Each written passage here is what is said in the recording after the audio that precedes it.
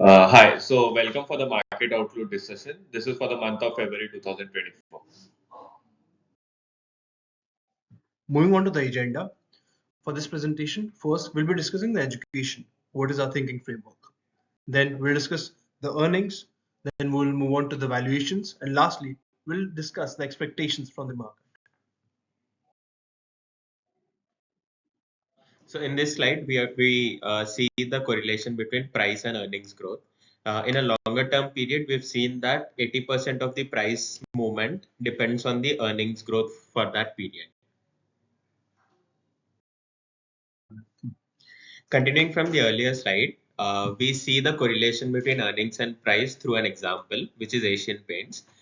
We see that earnings have grown from 12 to 57 for a period of 10 years, from 2014 to 24, which gives us a 17% CAGR.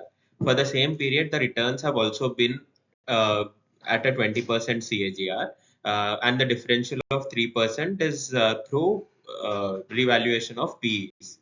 So here we can say that the correlation between earnings and prices is approximately 80% on an overall basis. Now let's see what the earnings look like for the BSE 500, the large caps, mid caps, and the small caps. Yeah, so this slide gives a earnings presentation on BSE 500 and the various indices that we have. What we are seeing over here is that revenue over the quarters have been slowing down, and the small cap for the quarter is showing negative revenue growth for the current quarter and for the previous quarter as well. On an average, what we are seeing, the long-term growth for BSE 500 or the index for large cap, which accounts mostly 70% of the index, is approximately 11%. So that's the major thing that we are focusing over here. And if we see the long-term average of PAT margins is near the range of what we are seeing in December 2023. Now after earnings, moving on to the valuations. Moving on to the market valuations.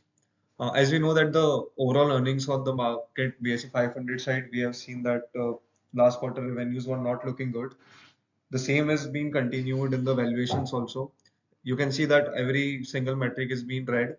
Barring the banking side, we are seeing a revaluation gain on P's level. Apart from that, everything is looking expensive and it's not fairly good enough to invest right now. Lastly, moving on to the expectations.